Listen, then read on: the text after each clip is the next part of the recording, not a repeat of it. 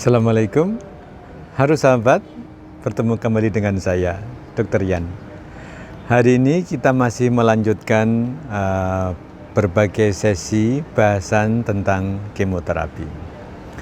Salah satu hal yang penting di dalam pelaksanaan kemoterapi adalah bagaimana persiapan kita khususkan untuk pasien sebelum dilakukan kemoterapi. Sahabat sekalian, tentunya yang pertama adalah edukasi. Jadi seorang dokter ahli kanker sudah seharusnya melakukan edukasi, memberikan informasi dan juga konsens persetujuan untuk dilakukan kemoterapi. Edukasi tersebut dimulai dengan menjelaskan bahwa kankernya itu sudah tegak, sudah pasti bahwa diagnosisnya adalah memang kanker, dan dijelaskan kenapa kemoterapi harus diberikan.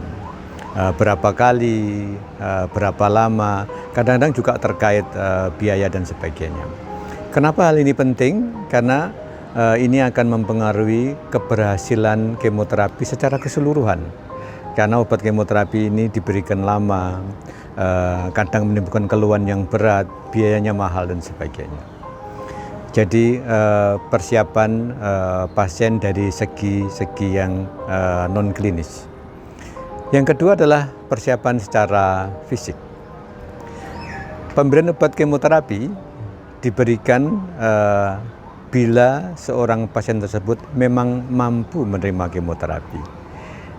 Kita, seorang dokter, mempunyai cara yang objektif, jadi tidak subjektif, untuk menilai seseorang itu mampu tidak diberikan kemoterapi. Salah satunya adalah dengan menggunakan skor. Nanti kita lihat ada dua skor, Karnowski skor dan ECOG skor.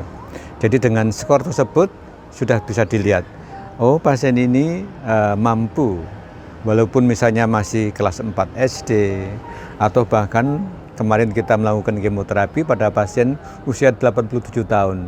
Dan alhamdulillah berjalan baik dan sebagainya. Yang kedua adalah profil dari hasil-hasil pemeriksaan penunjang. Salah satu yang penting memang adalah bagaimana hasil laboratorium untuk menilai fungsi organ. Misalnya begini, kita memeriksa laboratorium fungsi organ ginjalnya. Kita harus melihat bahwa fungsi ginjal itu baik. Kita bisa menilai derajat gangguan di ginjal. Kita bisa memberikan obat dengan dosis penuh, dosis normal, atau menggunakan teknik adjusting dose, dosis yang disesuaikan terkait dengan keadaan di ginjalnya atau di livernya dan sebagainya. Kenapa penting? Karena sebagian besar obat kemoterapi setelah zat aktifnya bekerja di dalam metabolisme itu, pengeluarannya dilakukan melalui ginjal, melalui air kencing atau urin. Fungsi yang kedua adalah fungsi liver. Jadi kita memeriksa apakah livernya berfungsi dengan baik, karena bagaimanapun kemoterapi atau pasien dengan kanker bisa aja bersamaan dengan penyakit yang lain, misalnya gangguan di liver. Nah, obat kemoterapi ini biasanya diberikan untuk mengeluarkan zat aktifnya, itu harus di metabolisme dulu. Dan sebagian besar itu harus di metabolisme di liver. Sehingga kalau livernya terganggu, bisa aja fungsi atau manfaat kemoterapi tidak bisa berjalan dengan baik. Kita juga bisa memakai teknik adjusting dose, dosis yang disesuaikan dengan keadaan.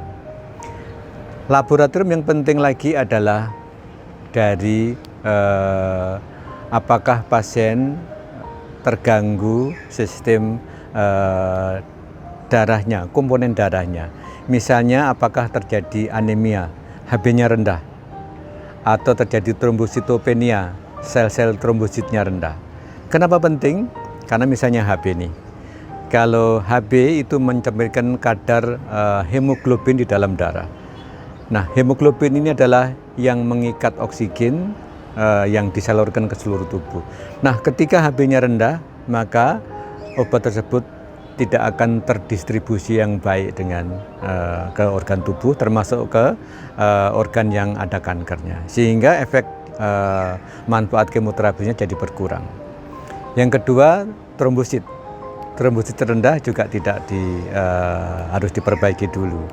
Yang lain adalah kadar albumin, suatu protein yang bekerjanya adalah mengikat berbagai hal termasuk obat kemoterapi untuk didistribusikan ke seluruh tubuh.